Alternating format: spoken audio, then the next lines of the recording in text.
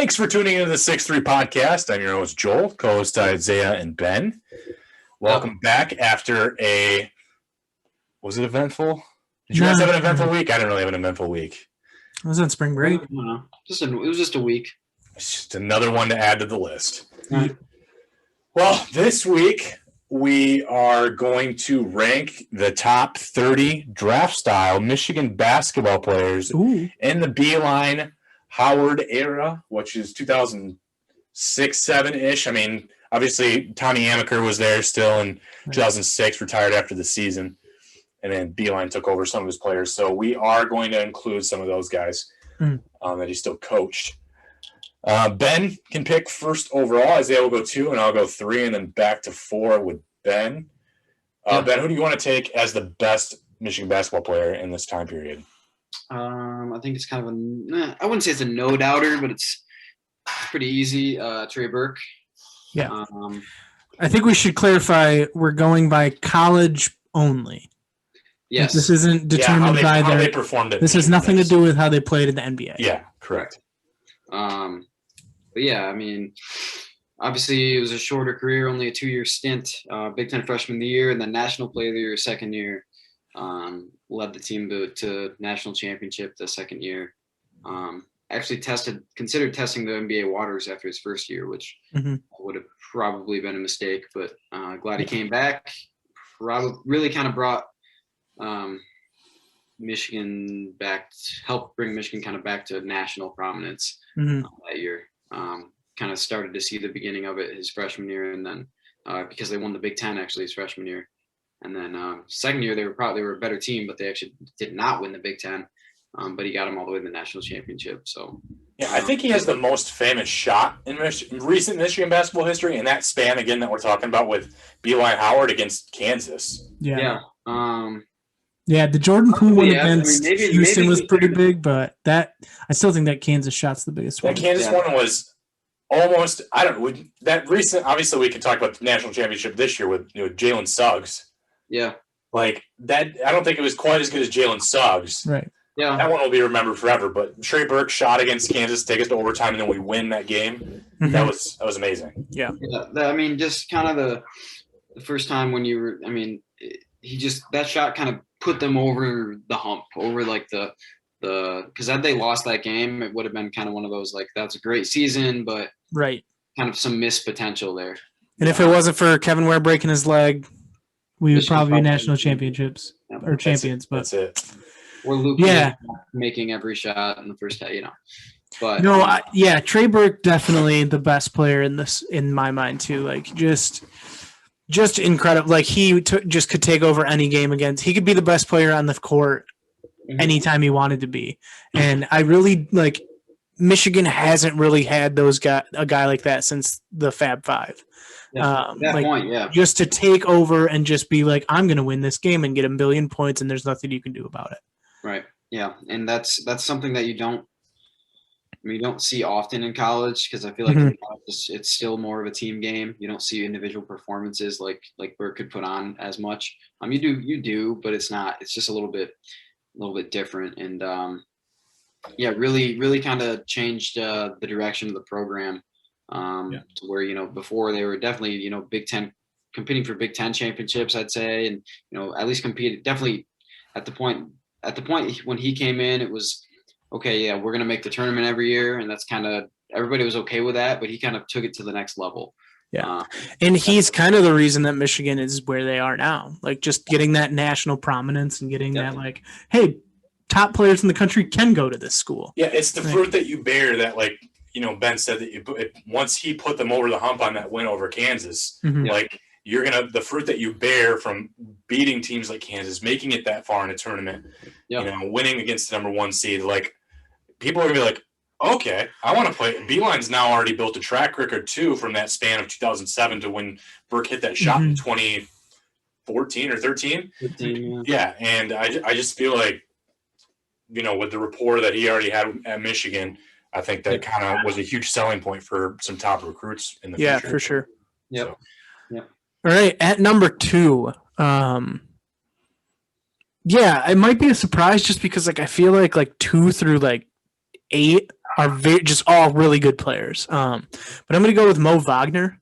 To me, probably the closest thing that Michigan had again to like that guy who just like got national attention in every game. He was like the marquee player, and just like could go out and get his. Like there were definitely things he struggled with, and that's showing its fruit a lot in the NBA. Like his skill set at the center position specifically doesn't really translate just with his size as compared to NBA centers, and just kind of like he just couldn't play how he played in college in the NBA. Like he just couldn't do what he was doing. Because that's just not how the game's played. But just incredible. Like he could just be so good, and was kind of that like next player to take a good Michigan team and be like that piece that gets them to a national championship. Like when they needed it, they just passed the ball to Wagner, and he would just hook it over someone's head or do something crazy. Like Michigan, like when Trey Burke was on the team, Michigan could be as good as Trey Burke allowed them to be. The same was said for Mo Wagner. Like Michigan was going to be as good as Mo Wagner was good. And that resulted in another, one player kind of destroying their life, Dante DiVincenzo. But before that, it was all Mo Wagner, and he led that team to that point. Yeah, I mean, I think, again, kind of like you alluded to, like a guy who kind of got him over the top, getting to the national championship game. He's a fan favorite, obviously, like just very emotional player. Fun to watch. Got way better in his time. Oh yeah. When he started at Michigan, he was horrendous. I mean, just you couldn't even play him. He was that bad. And you talk about a guy that was, stuck around and stuck it out and gotten so much better. To the point where, he's a fringe NBA player, but that's incredible to even think about, that he even is in the NBA still. From where he started. And he has a skill set. I mean, he can shoot the ball. He can put the ball on the deck from center position. You don't see that in college necessarily. Great work ethic. Hard worker, just fun to watch. I wouldn't. I mean, there's other guys you could probably sit there, and there's probably a handful of guys you could put, in this 2 position. But I like the fact that you put Wagner there, one, because he was there longer than just like 1 or 2 years.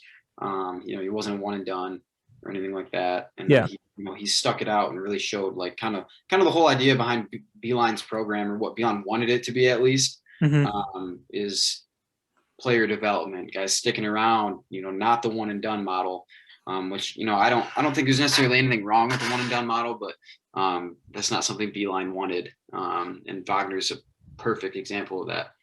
I'm going to go with another guy that definitely stuck it out longer. And, obviously he had the talents where he could have left early. But he played with Trey Burke, and it was a reason behind a lot of their success. I'm going to go with Tim Hardaway at number 3. Tim Hardaway put up over 1,500 points in his career with Michigan, 107 games, which, there's plenty of players that have put up, close to that number, but they played 136 or 140 games, and Hardaway did it in about 25, 30 games less.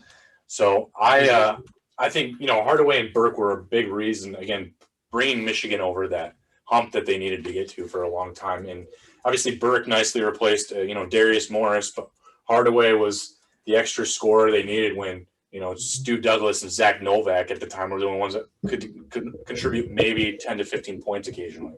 Yeah. So, I mean, Hardaway was a guy, like, obviously he's got the name recognition because his dad, but, when he got here, he was under recruited. He was a perfect example of a Beilein guy. And you talk about a guy who, I mean, I know we're not mentioning any NBA stuff or it doesn't count for anything, but like, I mean, he's a guy who has made himself into a solid NBA bench guy. He was a 3-and-D guy who can score in the NBA because his game translates. Like he made himself a pro by the way he got better in college. And that's the kind of, him and Wagner, and there's, a handful of other guys that just made themselves that much better while they were at Michigan. And he's a perfect example of that. And he was fun to watch. I mean, especially that last year, like there were games. I still remember that there was an overtime game against Ohio State where without Tim Hardaway Jr., Michigan loses that game by 15 points. And he hit like 8 threes that game, and we just went nuts and, pretty much led them to victory. is the only reason why. I mean, he was the only reason why they won a handful of games that year. Yeah. For a while there, you thought every shot he was going to put up was going to go in. Just constantly got better. That was just fun to watch him and Burke in the backcourt. They were the best tandem in the country that year by far, in my opinion. I think that's one of the hard things with these like kind of 2 through 6 or 7 spot is that like really like the biggest teams we remember are like that Trey Burke led team and the Mo Wagner led team, the ones that made it to runners up. If you take off Mo Wagner or Trey Burke and give Tim Hardaway or a Nick Stauskas or one of these guys more time to shine, like they probably jump up our list. That's what I think makes so hard about him is like Tim Hardaway is so good and like has shown that being so good in the NBA, but like he had Burke ahead of him. And like you can say that with some of the guys with Wagner too.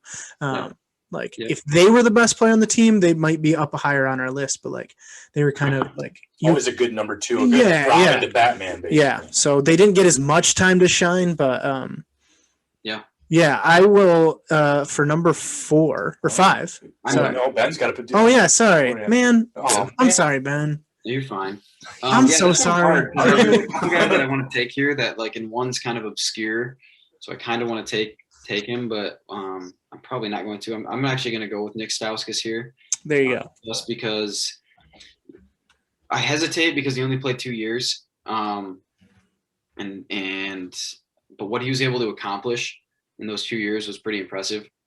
He was Big Ten Player of the Year that second year. How he changed his game from the first year to the second year was the thing that kind of made me put him here. He became an on-the-ball scorer when his first season. He was more of just kind of a spot-up shooter, and he would occasionally, drive and take advantage of mismatches and stuff. But now he became one of their primary ball handlers that second year, and really just dominated the Big Ten that year. And I'm pretty sure in his career he averaged like 17.5 points, which is crazy, for a guy who's not necessarily was never really considered a guy that would make a jump to the NBA after 2 years when he first was recruited. He wasn't like a low level recruit by any means, but he played high school in Canada. So it's not like you thought of him, as a super high level guy, and incredible shooter. Obviously hasn't really figured it out in the NBA. And I think some of that had to do with because he was on the 76ers during some really bad times, but that's a different story. Just so fun to watch, swagger. And really, Michigan was a shot away from being in back-to-back Final Fours, Nick's freshman year, obviously, when they went to the national championship, and then they lost to Kentucky in the Elite Eight the next year, and that was literally on a last-second shot by Aaron Harrison. That's the only reason they lost. So, just great success. Obviously, the wins back it up, and I think he kind of belongs right there. All right. Well, I'm going to go with – I have 2 guys I'm kind of debating over. But I know one of the players better just because I didn't really watch Michigan basketball much when the other guy was good. Yeah. So I'm going to go with Glenn Robinson III. Similar to Tim Hardaway, it was always great having them both on the team because they had such good their dads were such good NBA players, so Glenn Robinson II. But Glenn Robinson III, again, just a cornerstone piece of that early 2010s Michigan era under Beilein, but was just an awesome player to watch. Like there's a reason he was in the dunk contest for the NBA. Like he was just electric. He would just get the ball in a fast break and just throw it down. He just seemed to be like the energy of that team. Like you had kind of a calculated, assassin in Trey Burke. You have Tim Hardaway, who's just the workhorse, and Mitch McGarry, somewhat who's a workhorse. But Glenn Robinson was just like the energy. Like he just electricity when he wanted to just go off. And I think not much in my mind. Him and Tim Hardaway, I would always get them not mixed up, but just similar like at least from my like teenage brain, they were similar players. But yeah, I just really liked Glenn Robinson's game. I like that he's had a decent amount of success in the NBA. Like I think he's deserved it. I think he's deserved to like have the recognition that he's had. And yeah, he was just like I said, a very key piece to that. Those teams again under Beilein, and part of it was like in college basketball, especially like. You just have it where your best player's missing shots, and your top two players are missing shots. And Glenn Robinson always seemed to be that guy who, like, if Trey Burke's off or if he was like not playing well or sitting most of the game, or Tim Hardaway wasn't good, like Glenn Robinson would come in and drop 20. Like kind of how I thought about like.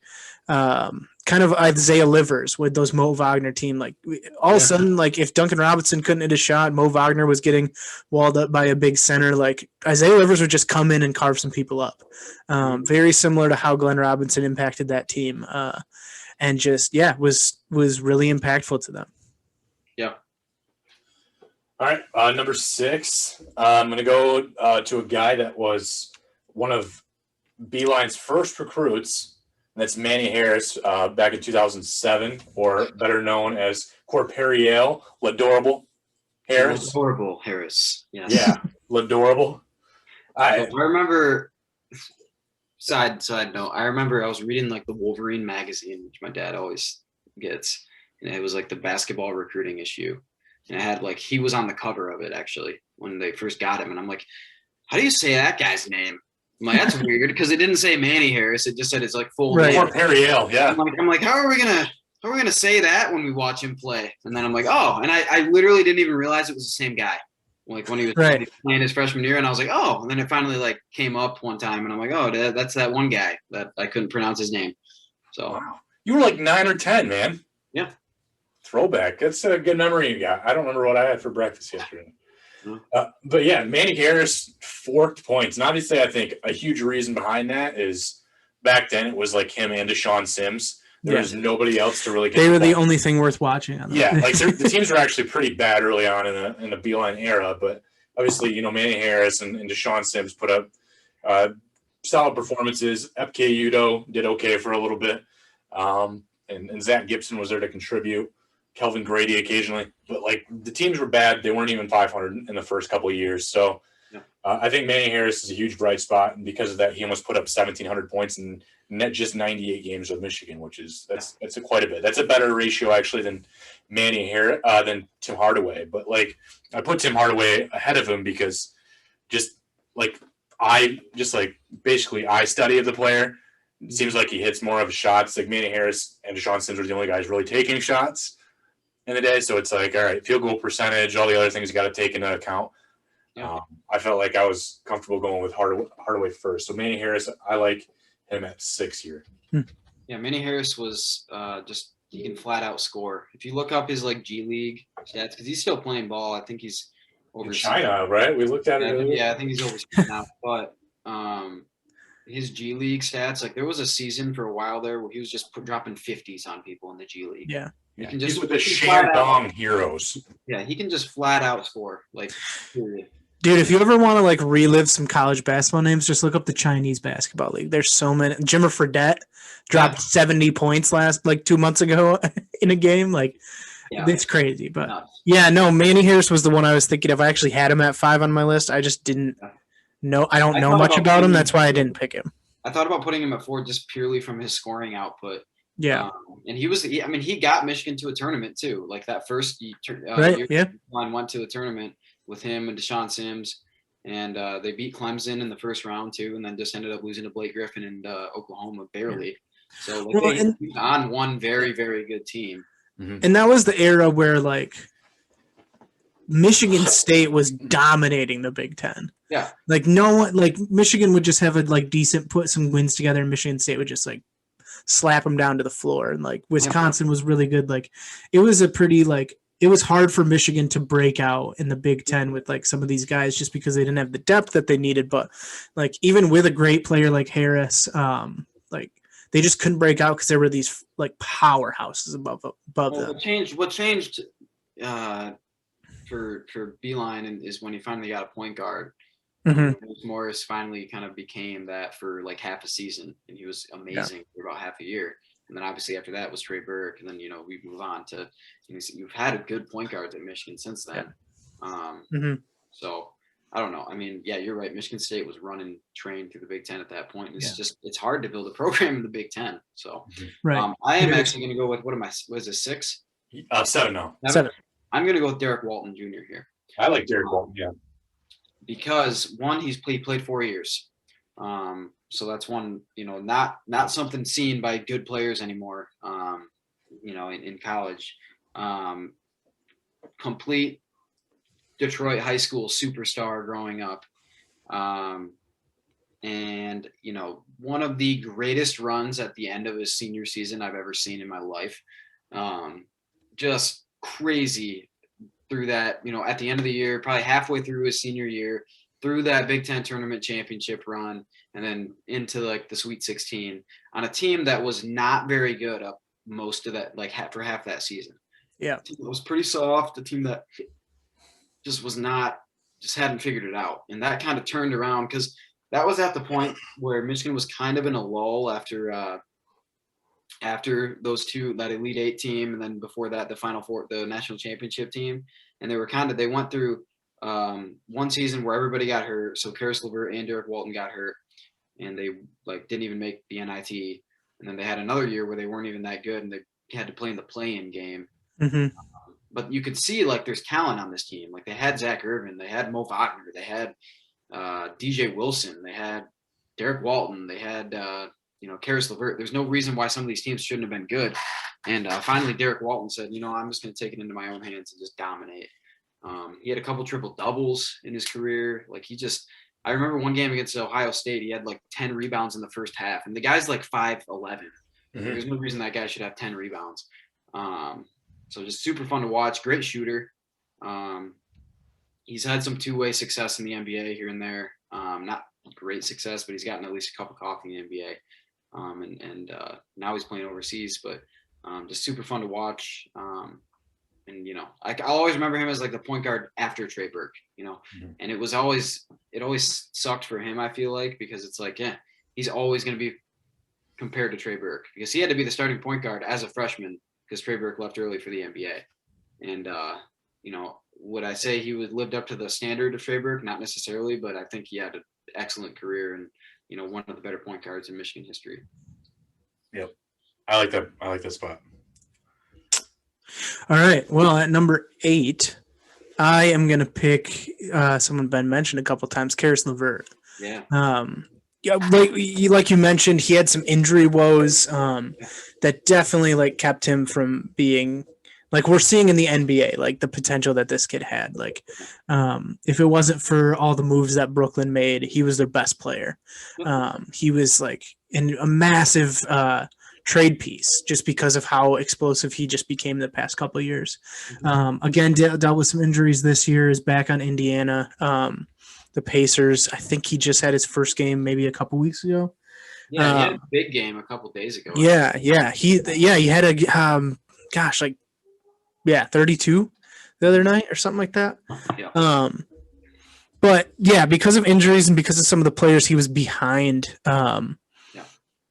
just with stacked rosters, he didn't get a ton of time to shine in college, but when he did, when he was fully healthy, he was incredible. You could see the potential that came with this guy. He was a frustrating player just because when he was working back from injuries, he wasn't as you would have seen him before he got injured and we're man, this kid balls. And then you get back from injury and you'd just be ooh, he's kind of slow, he's kind of wonky, he might not be fully healed. I think he just really wanted to play. So I would have loved to, and obviously with any big injuries, you want him to not get injured. Right. But when he was healthy, when he was on, he was on.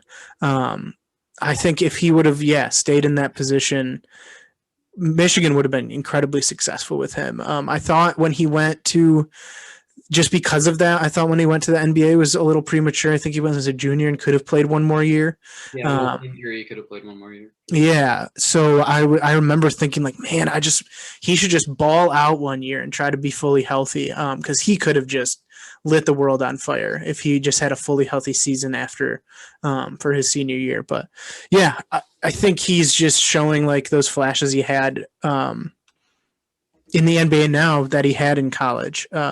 It just kind of sucks that he dealt with too many injuries, but when he wasn't, incredible.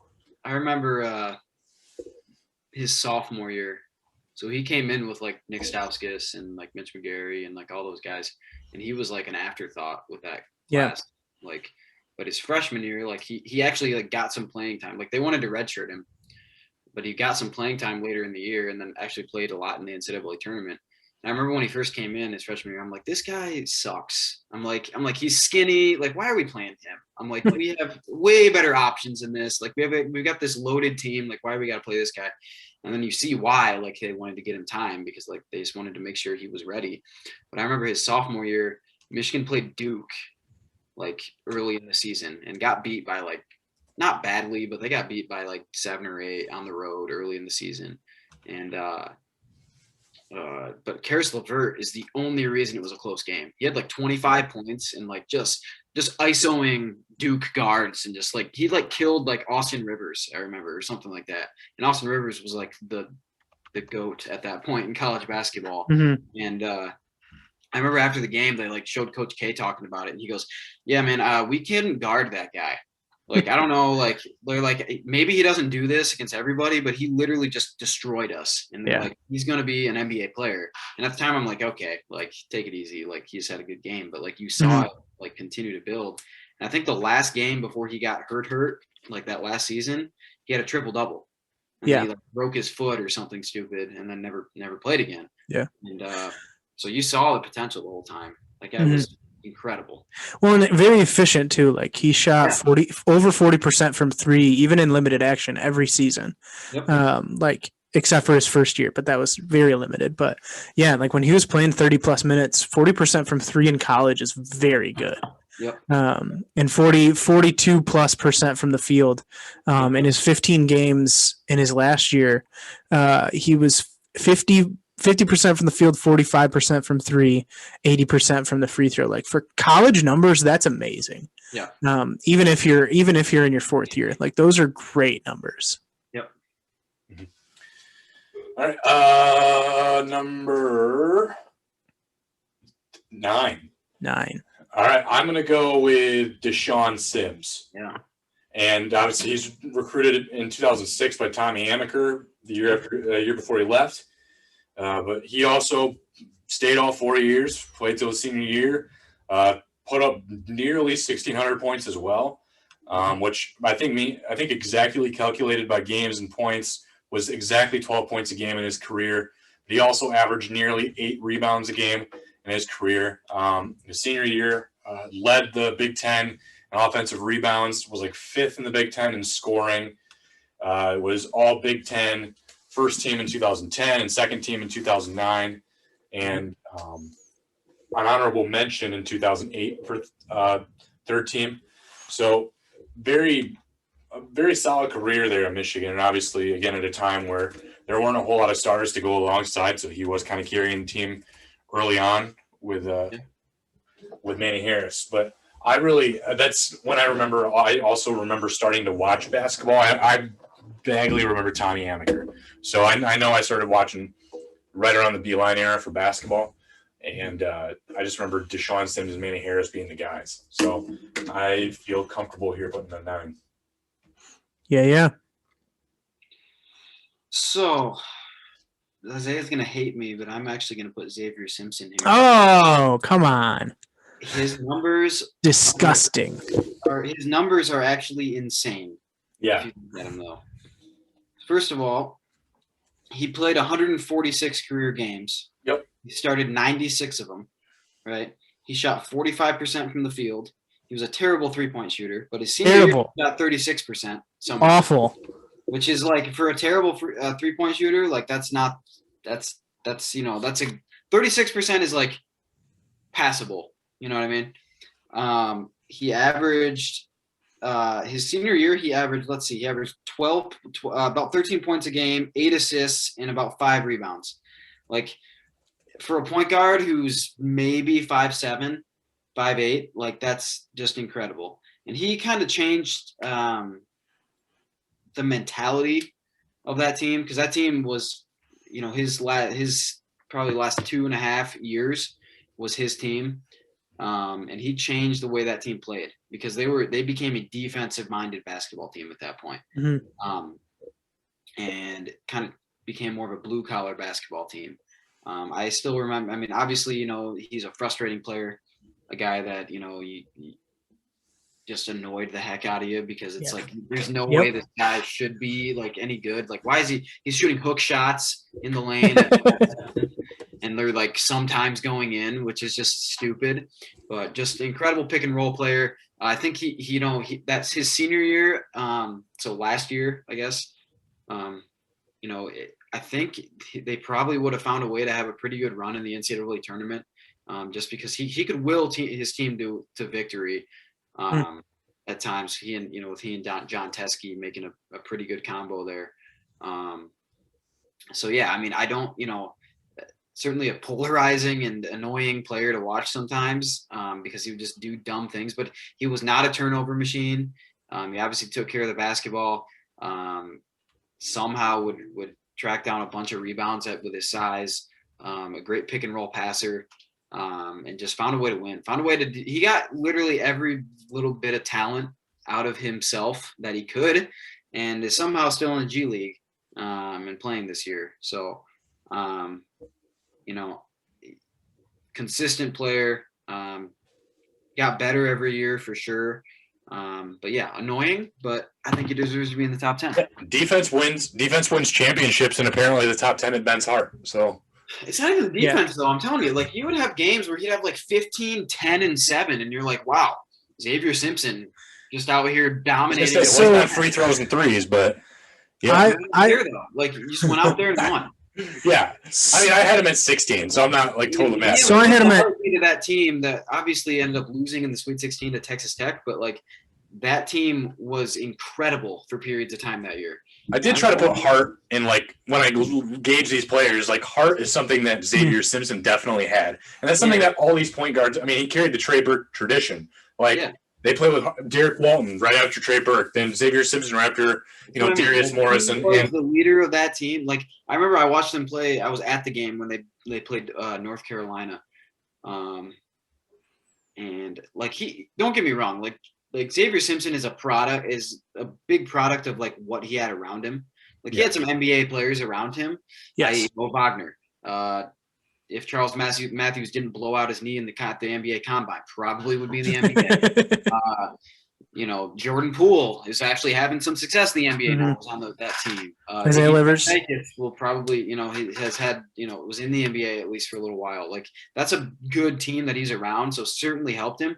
But at the same time, that was his team. Like he ran that show there.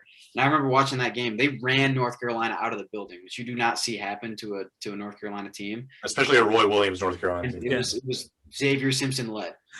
So my thing with Xavier Simpson, and I had him at 24 out of 30, so like I will admit that I thought you weren't even going to put him on. I will admit that a bit of it is emotional, but the thing about Xavier Simpson and why I didn't think he was that good is his IQ, like in some ways. So like assist wise, great IQ. Like he made some passes, he made some assists that were like incredible. Especially like he made John Teskey look good a lot of times. Yeah, John Teskey's terrible. I'm sorry. Yeah, John Teskey, like I had him right next to Xavier Simpson on my list, but not even in my top 3. Yeah. So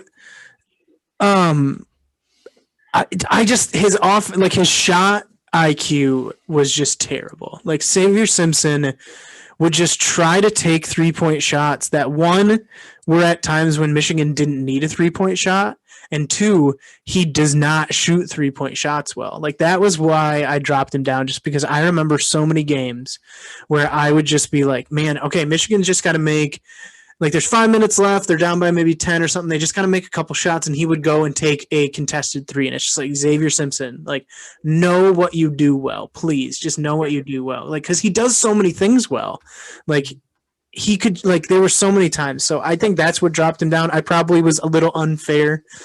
He should definitely be top 20, just with like his heart, with what he did do well. But man, like the amount of games he played, like he was. Yeah, it was just his offensive decision making when it came to like understanding what was around him. Just like you said, incredibly frustrating at times. Like there were just a lot of times I remember being like, man, they win that game if it wasn't for that bad shot. The stupid thing about it is, though, he would occasionally have games where he went like 5 for 5 from 3. I hated that even more. Because then the next game he would try from 3 his senior years. Because like I remember they were playing like Purdue, or no, they were playing Michigan State one game when they ran him out of the building, and he started the game like 4 for 4 from 3. Yeah, I'm like, dude, if you could do this every game, they would win the national championship, because they're like Rajon Rondo guarding him out there. Mm-hmm. He can't shoot.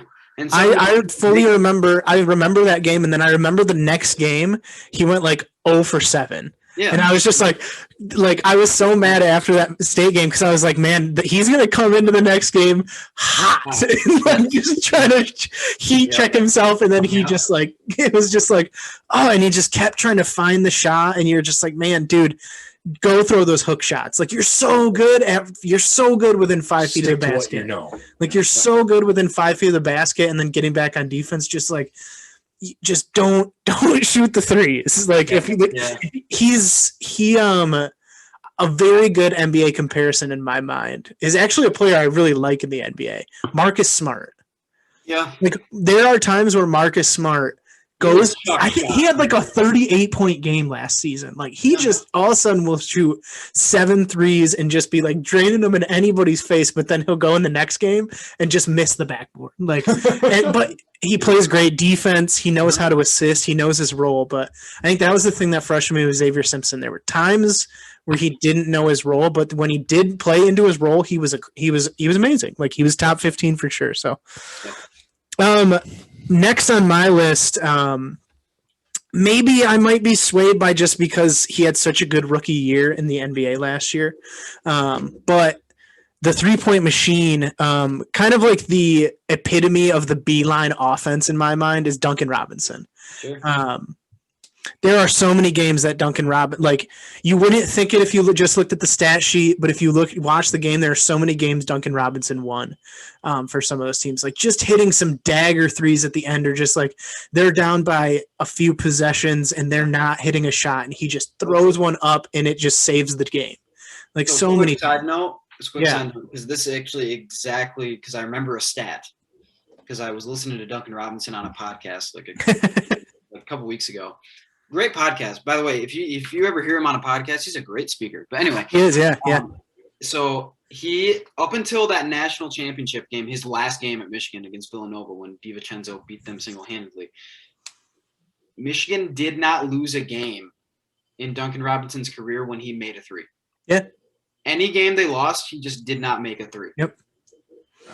That team, like as much as I thought Mo Wagner was the best player on that team, it lived and died with Duncan Robinson. Like if he just like came in and he hit a couple corner threes, you're like, well, Michigan's gonna win. Like it was the way it was, and like he definitely, like why he was so good last year is because he has probably the best talent that has translated to the modern NBA. Just being able to spot up shoot. Like you feed him the ball, like you drive and kick it out to him, he's making that shot.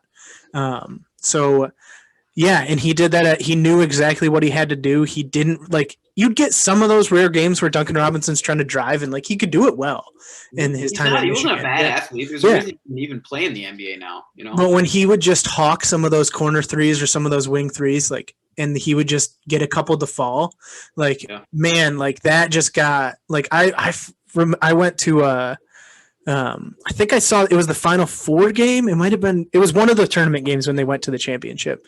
And I was at a B-Dubs, and like every time he touched the ball outside of the arc, people like you could hear chairs shifting because people were standing up. Like, because they're just like, oh heck yeah! Like, and he would just cash one, and like it would pop off. Like, there's a guy way down my list who I'm gonna mention at some point, who was like a joke version of this. But Duncan Robinson was a real version of just like, man, when the ball's in his hands and he spots up for a shot, like keep your eyes open. Yeah, All right. Number 12, I'm going to go with the 2013 recruit, Zack. Yes. He again, he had a very long career. He's second all-time Michigan scoring on this entire list, only behind Manny Harris. Obviously, if you calculate the games, it was only about 11 points a game, but just a reliable guy. Didn't make a whole lot of mistakes.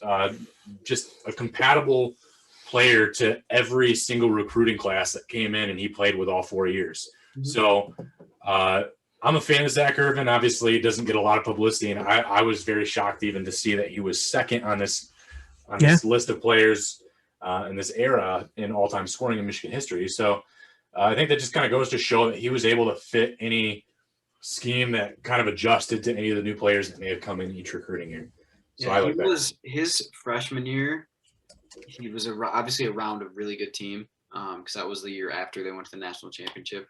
Mm-hmm. But he was a bucket off the bench. Like that dude would come in and just chuck threes. And he would have games where it's like, man, like you could see it. And then he got hurt a lot. So he had some back injuries, which kind of really like changed his shot. And he struggled until that latter half of that senior year, where he was with Derek Wald, and then they kind of went on a run there. But yeah, I mean that guy, consistency is what I would put for Zack. And he worked his tail off. Certainly a fun guy to watch. A guy that I enjoyed watching play.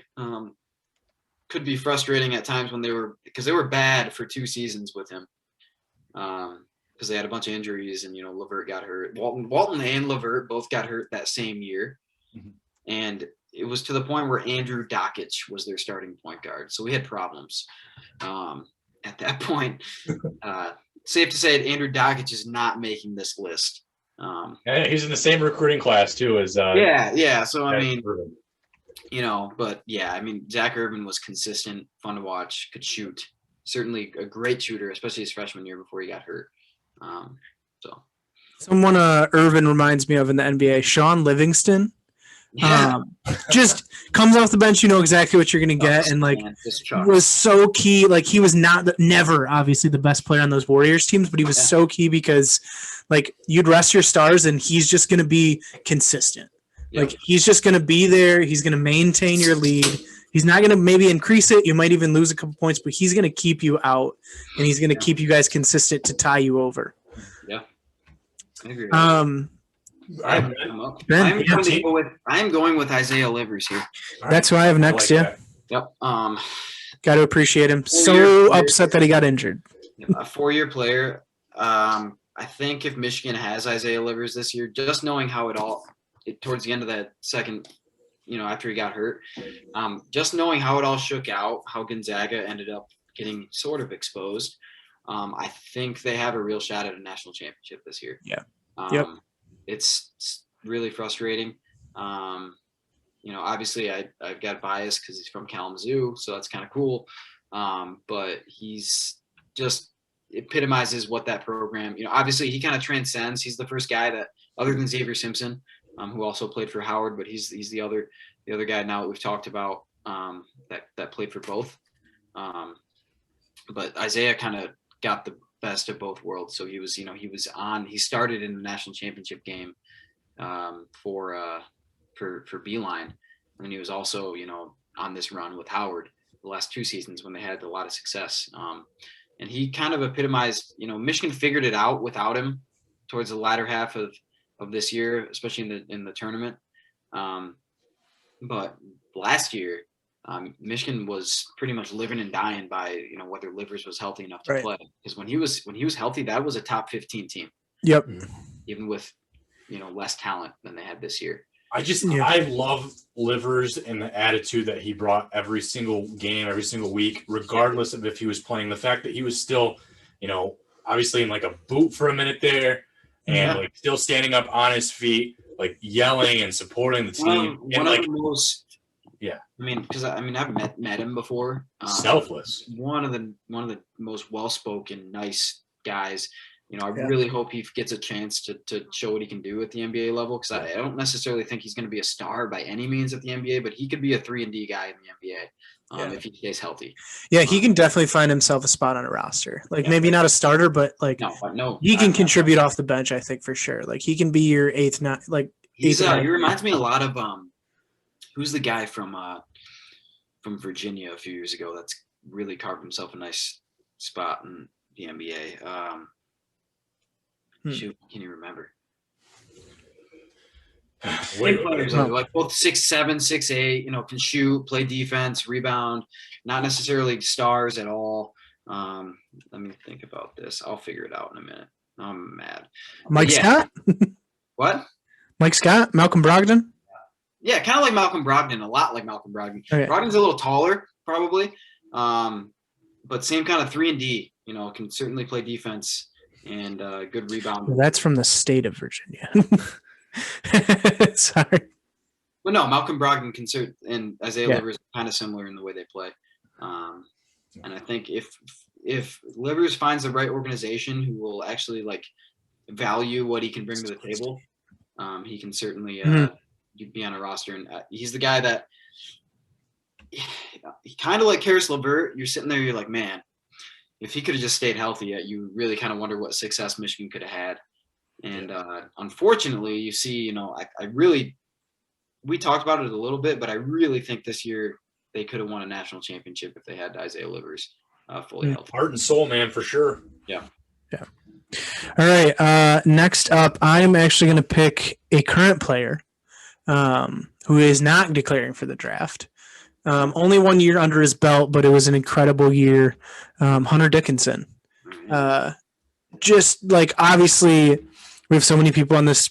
Everybody basically on this list has played more basketball than Hunter Dickinson. Yeah. But Hunter Dickinson looks like, man, if he sticks out maybe 1 or 2 more years, he looks like he could be a Wooden Award player. He looks like he could just dominate college basketball 1 year. If he stays till his junior year, he could just dominate one of these years. Incredibly gifted freshman. Definitely has to work on a lot of things like controlling his body, not getting in foul trouble. A right hand, knowing when to pick some of his spots, knowing some more post moves, but guy, just pure talent. Holy crap. He just looks like he just showed this year that he has all the tools to be, if we did this list again in 5 years, he shows all the tools to be top 5. He just shows all the tools that he could be an impact player and someone who can give them consistent runs at Final Fours and build a team around him. Obviously, it's going to be really interesting to see how he fits in with this amazing prospect class this incoming season that Howard just picked up. A lot of players leaving, so we'll see really how he develops around that role and if he does become the star. But man, just loads of potential, and that's maybe why I have him this high on the list. But I just think he's incredibly gifted, and there's not a ton of guys. I have Mitch McGary not too far after him. McGary showed us more because he played for longer, but Hunter Dickinson's a better player than Mitch McGary if this is what his first year looks like. So I just had to put Dickinson here. I will put a caveat. We'll talk about Mitch McGary, I'm sure, but Mitch McGary's potential was greater than Hunter Dickinson. Oh yeah, yes, McGary likes marijuana too much. Weed's a hell of a drug. Weed is great, but I've got a lot of Mitch McGary stories because one of my college roommates was friends with him in high school. Yeah. But anyway. Yeah. But, Hunter Dickinson, the crazy thing is he essentially owned the Big Ten this year, and he pretty much did it with 2 post moves and just right. That's the thing. Except he couldn't buy a shot in that last game against UCLA. No, he could not. Can I get a drink? If he diversifies what he can do, get to the right hand a little bit on, go to the other shoulder.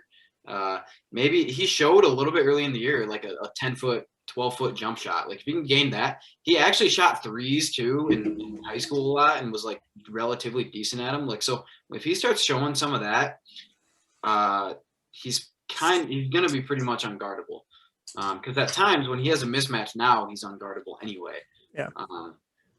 but he was kind of figured out towards the end of the year where if you sit on his right shoulder, make him go the other way, you could certainly defend him, but even then he was still going to get 12, 15 points. Right.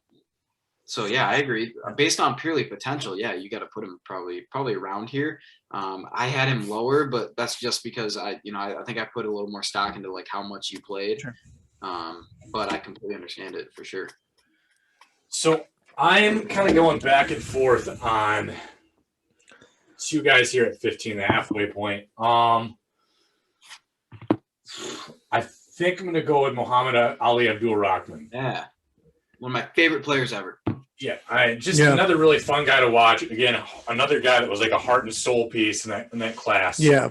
And it seemed like he was another guy that was consistent. He had some rough games, and he had some really great games, but I think he never had abysmal games but I think he also touched the occasional elite game. So I think because he never had like really bad games and he always had such a great attitude, was always a contributing piece in the offense, especially, and even occasionally on defense. I think that's why I'm giving him the edge here, and for how long he played over the other guy that I have next. He got better. He consistently got better. Mm-hmm. I remember he scored on a really bad Michigan team. They played Michigan State. It was that year that Levert and Walton got hurt. And Rahman, I'm pretty sure, was a freshman this year. And he had really no business actually playing. Like if those guys were not healthy, were healthy, he would have been playing 5 minutes a game probably.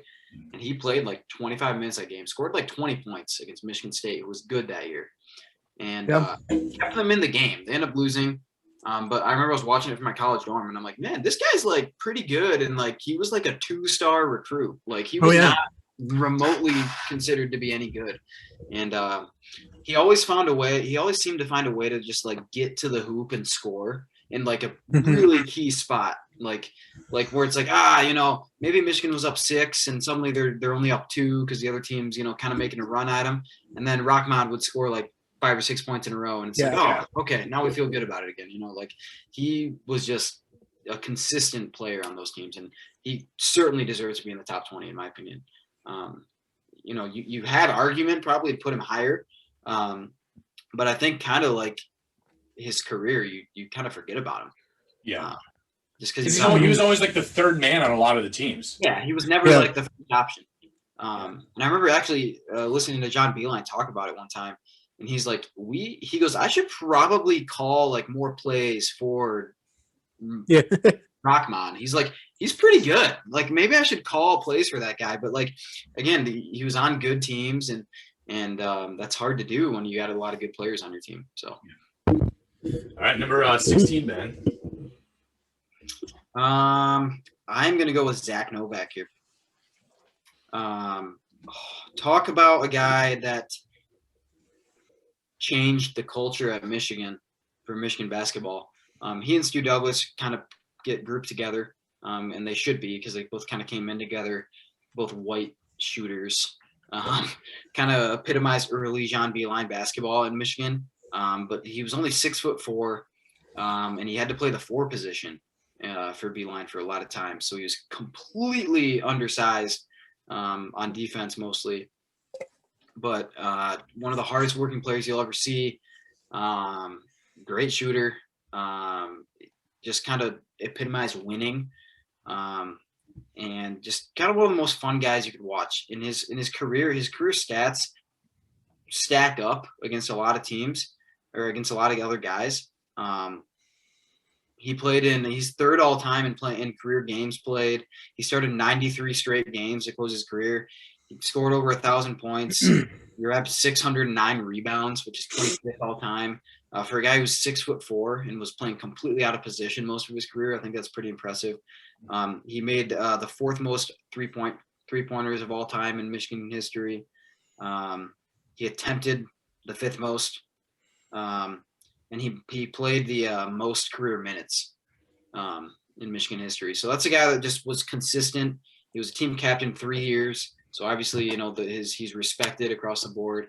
And I think he kind of changed the culture because, that he was part of that team that finally got over the hump and made it to the NCAA tournament with Beilein it was his third season. and he was part of that team that, they beat Michigan State that year at Michigan State and kind of really turned that season around. So I think he deserves to be in this list for sure. Yeah. All right. Next up, I am going to go, with a guy who I really actually wanted to see a bit more of when he played. Like he didn't always take over as much as you knew he could, but Charles Matthews. Yeah. Transfer from Kentucky. Obviously, like, say what you want about how Kentucky is now, but when you're recruited by Kentucky, like, you're a good player. You're expected to be one and done. Yeah. So he definitely could have been if he would have. Yeah, if he would have got more opportunity at Kentucky, I definitely think he could have been one and done. Really, besides having a terrible injury, like he seemed to be like the most NBA ready prospect that Michigan turned out in this era. At least one of them. Just like all the tools he needed, 6'6" winger. Definitely could have used a better 3-point shot. I remember he would try to shoot more than he was really able to. But from 2-point range, just incredible. Like his first year, he almost shot 60% from 2. He was very similar to like Glenn Robinson III. Yeah. But I think Glenn Robinson III Robinson III had some better players around him, and he was just a little more refined, just a little bit. But both of them could jump out of the gym. Crazy athleticism. Yeah, and again, similar to a couple guys we talked about, like you would just have one of these games, especially in that tournament run, where like some of your other better players aren't doing anything, and Charles Matthews would come in and drop 20. You would have Mo Wagner struggling, and he would pick up some of the slack, and he had a great elbow jumper. Charles Matthews had a great elbow jumper, and like I said, I would have loved to see more from him. Too bad transfer rules are kind of stupid, and he had to sit out a season. But yeah, he's just a really good player. Again, yeah, he had a lot more potential, I thought, that he didn't live up to, but that was kind of just in a limited role it wasn't the Charles Matthews show. It was a team sport at that time. Like it had been under Beilein basically really every year. Like that's one of the hallmarks of Michigan and Beilein eras. Like we don't rely on one player. Like we rely on an entire team. So, but yeah, Charles Matthews, I think he definitely belongs in the top 20. I agree. Yeah, number 18, I'm going to go with a one and done, Iggy Brosdakis. I think we had Hunter Dickinson go off four going. I think Dickinson's better, but I remember like watching Iggy and like he was a huge part. He was probably the number 2 part most of the time on that roster. It seemed like he was the number 2 option most of the time, but obviously very highly touted coming in. A lot of people did expect just the way he started that he was probably going to go to the draft right away. People are still out. The jury's still out on if Hunter Dickinson will. I think, think he will? I have a good feeling he'll be back. Well, that would be a great feeling fulfilled for sure. Yes, I just got a good feeling about it.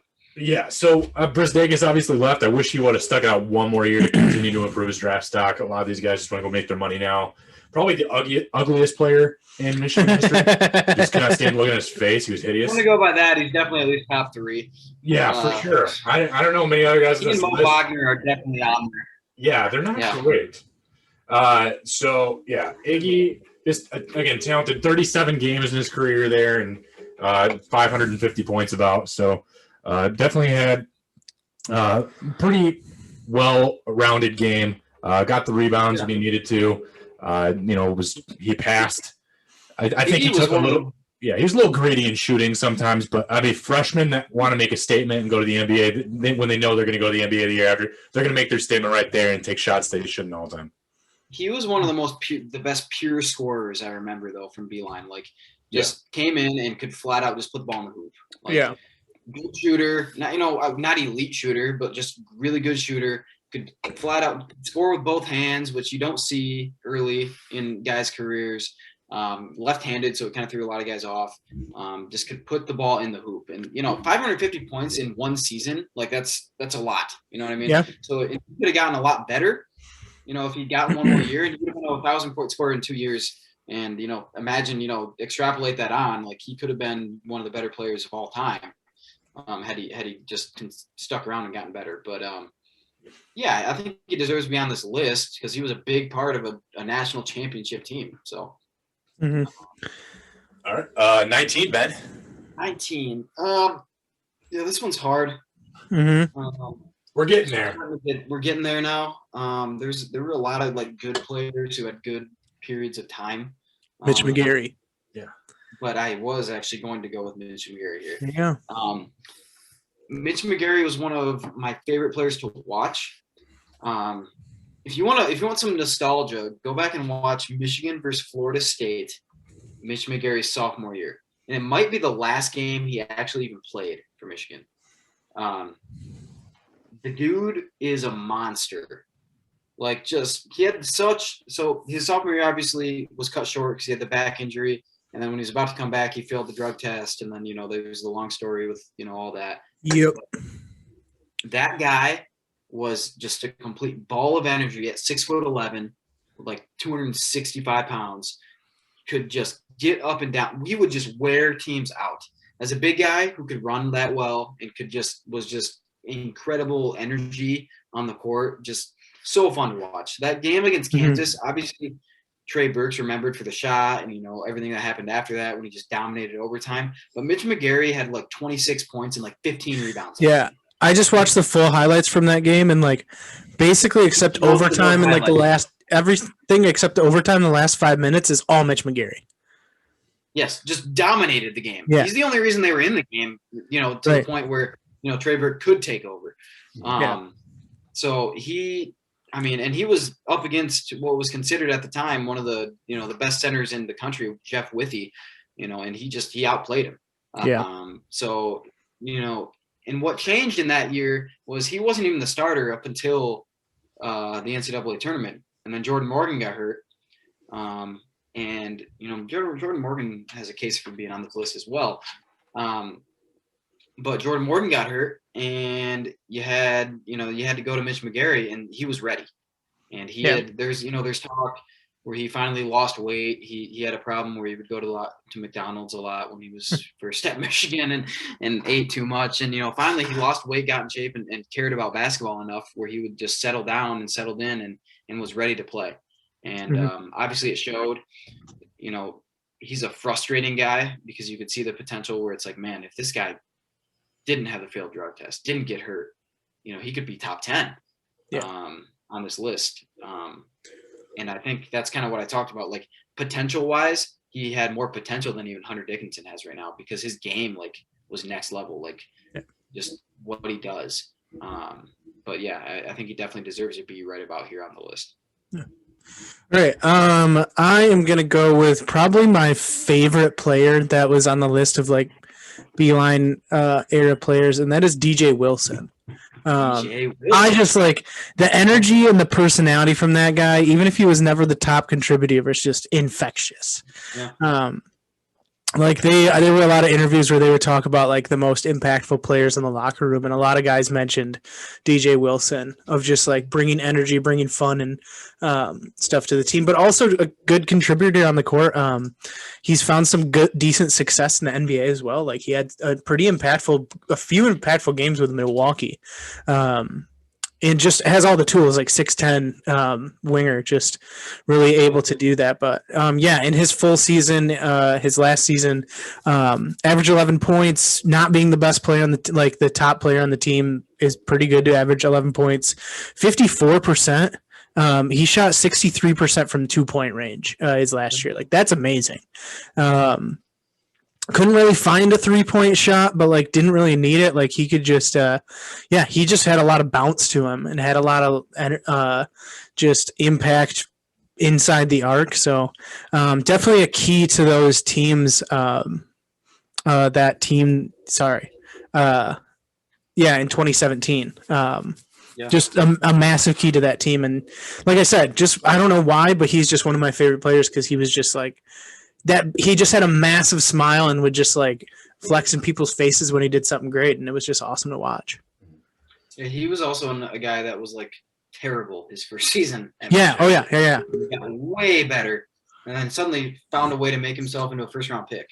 Like you would have never thought he would be a first-round draft pick in the NBA and made himself a ton of money. Yeah, I remember wanting him to come back for another season just because I was like, dude, if you come back, you're going to be the best player on the team, and I would love to see your skill set get top minutes. But he obviously didn't. And he saw less of John Teskey, and that might have been okay. Yeah, but like, been way okay. Yeah, I would have loved to see a DJ Wilson led team. That would have been really cool. I think there's a lot there. I mean, as we finish up this list, there's a handful of guys probably that are in that mold though, where it's like, man, dude, even if you were a first round pick, it's like one more year and you could have been a lottery pick. You could have been a top 10 pick if you just. That's why I felt comfortable going up to 30 on this list. I felt like there were there's 9 more guys that we're gonna pick. There's and I think that we're gonna see guys that contributed pretty well. So for number 21 for me, I'm gonna go with Jordan Poole. Yeah.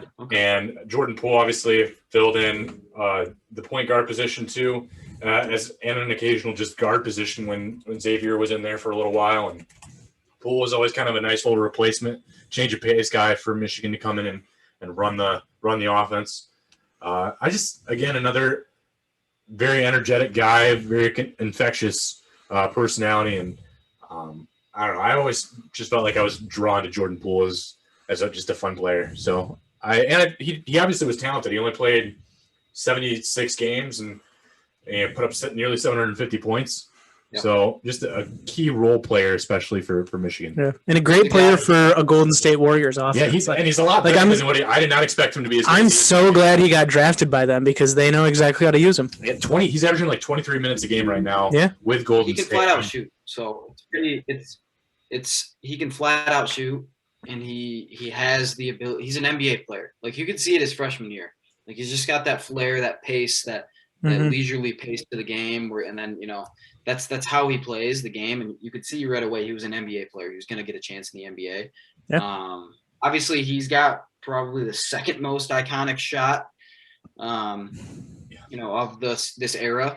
So I think he deserves to be on this list. He was a frustrating guy though, because Beilein hated that dude sometimes. He would just take some missed shots. And he would smile about it. I couldn't stand that. He was always smiling. Like 40 feet, just dumb stuff is what. It's hard to be mad at a guy that smiles all the time, but when you make dumb choices and kill your team's morale in the middle of a game, it is hard to be okay with that, even if you're smiling at him. Yeah. Beilein's not a guy. Beilein is a very regimented guy. If I would have loved to see Jordan Poole under Juwan Howard one year, that would have been that would have been great to see because it just would have been a better fit probably. Mm-hmm. But obviously he's carved himself out a good spot in the NBA, so you can't really complain for sure. Him. Yeah. What number are we on? 22. 22. Yep. I'm gonna go with Darius Morris here. The second half of that season. What year was it? 26? No, it's earlier than that. Yep. He just has a domestic assault. How he found? Going to because he was really good for a period of time. Obviously, he led Michigan to that first tournament under Beilein. He was the Big Ten assist leader and set the single season assist record at that time. Trey Burke broke it 2 seasons later, obviously. But he was just incredible point guard, kind of changed the way Michigan ran their offense because it became super pick and roll heavy with him and Jordan Morgan at the time. Just kind of spotted up shooters around him when before they were running a lot of Princeton offense with Beilein. And finally he was like, all right, I got a borderline NBA player at point guard. I should probably run an NBA offense here. That's what kind of happened. And obviously he led them to their first NCAA tournament and was kind of a different point guard. He's 6'4", could see over the defense, great passer, not a good shooter. No, but found a way to score. In the lane. Was just kind of weird to watch sometimes. And really actually led them within a rolled out layup away from beating Duke and making it to the Sweet 16 that year that he led them to a tournament. So, I'm going with Darius Morris. All right. Sorry. Joel just found Jordan Morgan's wedding registry. I have an Instagram picture with Jordan Morgan's wife, was Miss Michigan in 2014. Yeah, there you go. Yeah, so I was reminiscing, bringing back my own nostalgia. Yeah, was it overly creepy? Yeah, no, I mean, don't even worry. Jordan Morgan might be on the list coming up. Yeah, I think he'll be in the top 30. But yeah, who are you taking number 23? Next up, I am taking Eli Brooks. Yes. Just a very key piece to obviously this team. Like I was more upset when they lost Eli Brooks for a time than when they lost Isaiah Livers. Like, again, we had Isaiah Livers higher up on our list, but like, man, Eli Brooks is so important to this team this last year. His defense, his offense, just got better every year. Like, just got better and better and better, and like figured out his role more and more, and like was not shy to. He's probably coming back. Is he? Probably coming back. No way. Probably coming back. Right. That's a 5th year, isn't it? Everybody gets a free year. He's probably coming back. Was it because of COVID they get a free year? Yeah, everybody gets a free year. Oh boy, that'd be awesome. That's glorious. I was just gonna say though, like, I don't know if he was ever the best player on the team, but like he was one of the few players. He comes back though. He's a number top. He's top. Oh yeah, for sure. But he feels like one of those players that didn't care if he was the top player on the team. Like, he was so happy being in his role. He did. Oh no, never mind. But yeah, just a solid contributor. Really figured out his place in the team in the past 2 years, was just key to their success. So yeah, and could shoot the three if he wanted. He really hovered right under 40% from three his past 2 years. Just at over 45% from two. So yeah, he figured out his role, and like I think that's why one part of the reason why he's not higher on the list, but also why he's on the list, is because he just knew what he did. Yeah, and he's played a ton of games. He was on some really good teams, and I think anytime you're on teams and you're like a contributor, like you deserve to be considered at least. And he's definitely. Sure. I wouldn't put him like top 15 necessarily, just because he's not a star. And even next year, like if he does come back, I don't really see him being a star, but he's going to be a good freshman coming in. And if Hunter stays, then yeah. So many good players. Like Hunter Dickinson's probably coming back. Like there's not, you know what I mean? Like there's not going to be. He's probably not going to be a star, but yeah, he is, and he's another guy that kind of crosses over. He bridged the gap between Beilein and Howard, and I think there's something to be said there. Joel's up, right? Yep, I am. Yeah. So number 24, I'm going to go with Franz Wagner, a guy that I don't expect to be back. Nope. He's projected, as I saw of late, a top 15 pick in his draft. Even some have him in the top 10. I know. I did. Well, I saw him at 12 on the most recent one I looked at, which that's, like I said, 10 to 15. That's pretty impressive. But yeah, we ranked him in our Michigan roster this year at number 2, right behind Hunter Dickinson. Franz Wagner, solid last year. Obviously, we didn't get to see how he would do in a tournament, which was kind of frustrating. But I think he is pretty close to being NBA ready. It's hard to be mad at him for going to the NBA. Definitely had some games though. Inconsistency, I think, is what's going to bring him down on this list. Yeah. Just had some games where he couldn't buy a bucket. Just questionable. Handling the last game, but he also just questionable handling of the ball. Yeah, occasionally throughout the season, he was kind of sporadic and had some dumb turnovers. Were just reckless. So, I don't obviously not who his brother is. No, and I think he deserved to fall right in this 20 to 25 range.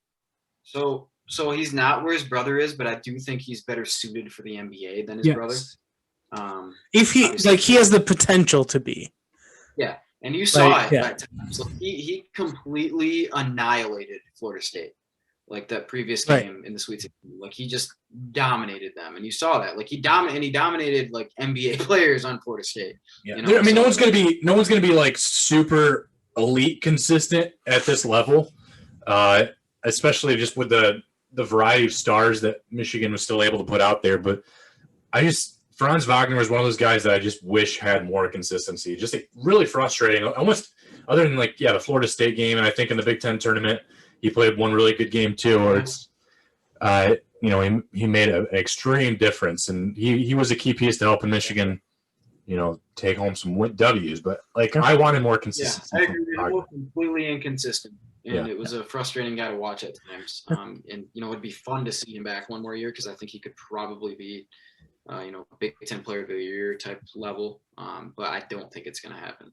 Yeah. All right. Yeah, you're I'm going to go with Stu. Yeah, second to last pick here, Ben. Stu Douglas.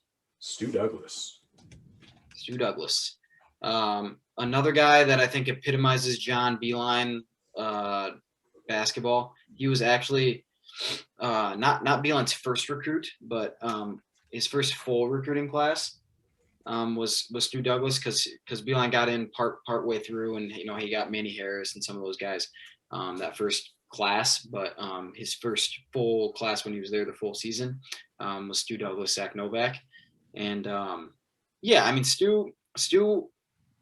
A lot of guys don't remember, but he made one of the more iconic shots in Michigan basketball history, at least early Beilein. They were playing Michigan State at Michigan State. They were struggling. They were not playing well at all. They were like 9th in the Big Ten. Beilein talks about it. He goes, if we don't make that shot, I might be fired. At the end of the year. And they're playing a good Michigan State team that has like Kalen Lucas, Draymond Green, like some good players. And Douglas hits a side or wing three, when they're down one with 30 seconds left in the game. Just killer, great shooter, ran some point towards the end of his career. And just a winner, a guy that you think, could flat out win. He's made a pretty good career for himself overseas, playing in like Israel. Also, and he hosts a Michigan podcast, so you should listen to that. Go Blue with Stu. There's a plug for that guy. It's pretty good. But yeah, he just a consistent player, played 4 years, obviously not NBA level, not a superstar by any means, but a guy that I enjoyed watching, especially early Beilein when you had a bunch of like scrappy white guys playing for him. So yeah. All right. I am gonna go with one of my favorite oft forgotten players, but when you hear the name, it probably brings you back to a certain place. At least it does for me. Spike Albrecht. Yes. He is who I mentioned earlier when I was talking about like Duncan Robinson was the perfect version. Albrecht's the Walmart version. Yes, yeah. The Wish version. Like when you watch like Spike Albrecht, man, I just remember again why it takes me back to a point. I just remember, stroke, man. Yeah, I forget who. I think it was against Syracuse. It was against a team that was orange, in the NCAA tournament, and like. Yeah. Yeah, what did he have? Like 17 points and just like. No, national championship is when he went off. Yeah, he had 17. Yeah, but I think it was Final Four he played. I watched it at a restaurant with some friends, and like Spike was just hitting shots. Like he could just like when he was on, he was so much fun to watch and just be like Spike, and like everyone would like. I just remember the student sections at home games when he would hit a three, would just yell his name. Like he was so much fun to watch. So yeah, I just remember him fondly. I think he was. He probably deserves to be on this list because he got pretty much everything he could out of his talent. Yes. His stats are not amazing. They're not terrible for a guy who was essentially a backup point guard most of his career, because he was behind Trey Burke. And he was behind Derek Walton. You know what I mean? Like those guys are clearly better than Spike Albrecht, but he deserves to be on this list purely for his first half of the national championship performance. I mean, put him on the list just for that, and then tweeting Kate Upton after the game. Put the guy on the list just for that, just the audacity to do that. I think, consistent shooter, crafty ball handler.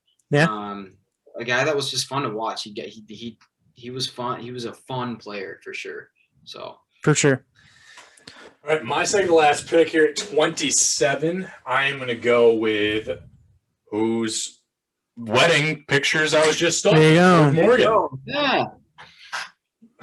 Yeah, so I do, like I said, I do have a picture with his wife, Katie.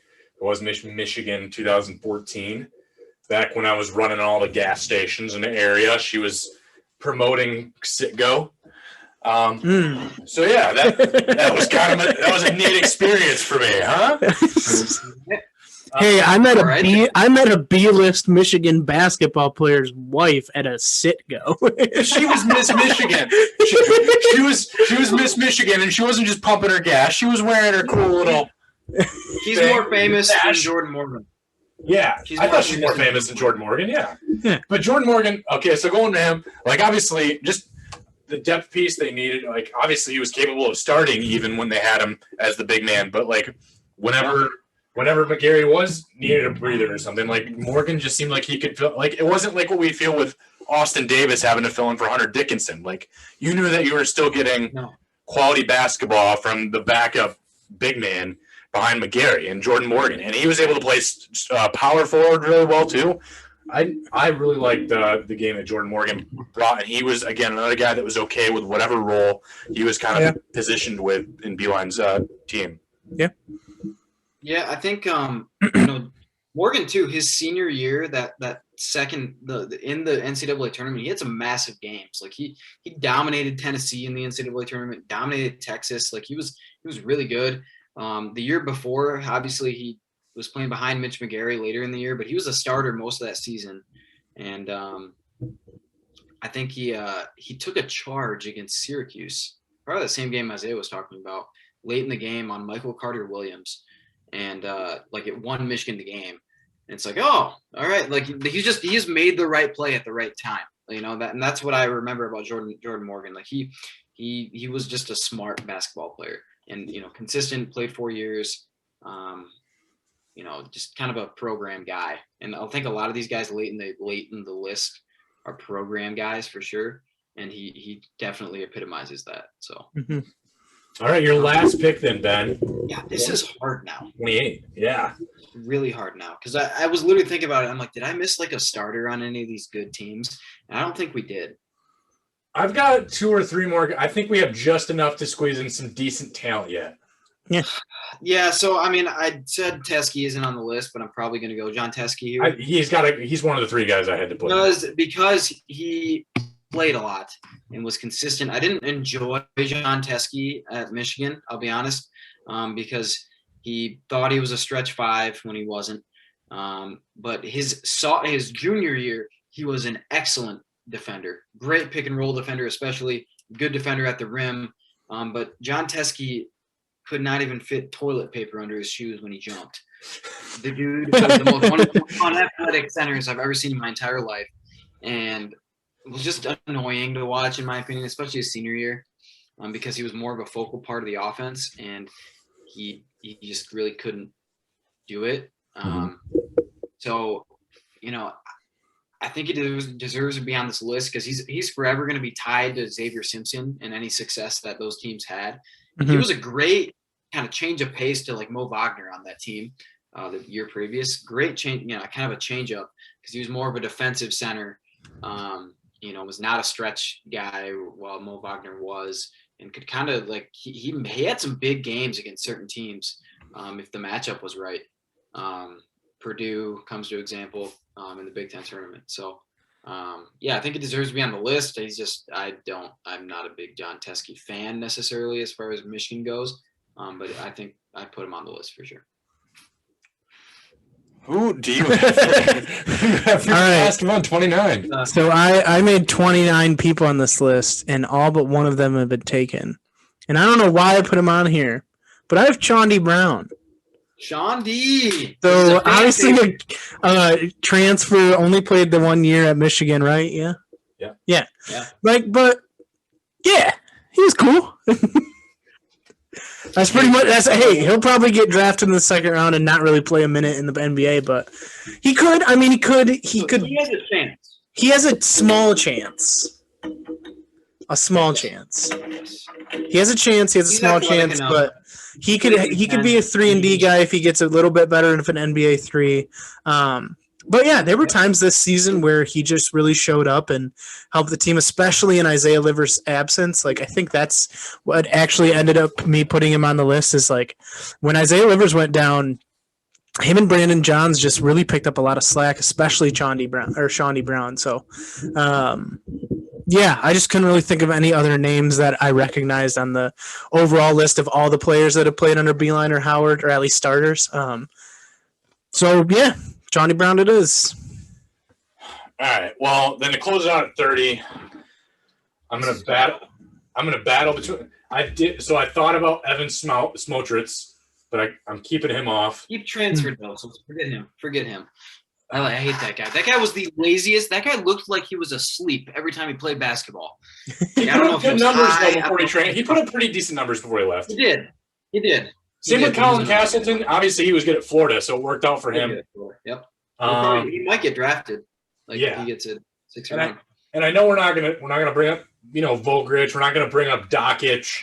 Like I'm trying to think of other guys that I can pay Udoh. Yeah, probably not Udoh. Not Mark Donnal. He transferred to Baylor and was good. Yeah, so here's who I would. I'm saying Mike Smith. I'm saying Mike Smith. Well, so I would consider Mike Smith, but I wouldn't put him here. I would put a guy like David Merritt, CJ Lee, guys who stuck around and played. Austin Davis. Literally looking. I would consider Austin Davis. I would consider Brandon Johns before Austin Davis.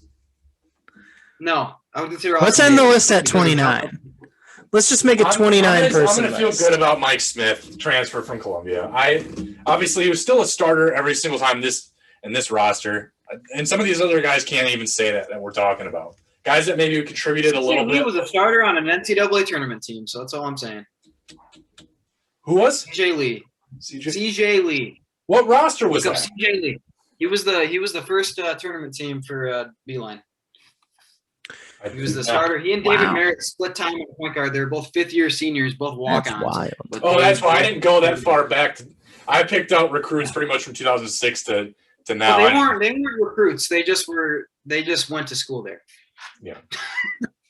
So it was a good thing that we stopped right around that spot. I was gonna go to 50, but then I was like, we're getting into bad zone there. We'd get like Zack, Gibson, Laval, Lucas. I was gonna say we'd have Jace Howard in there before it was said and done.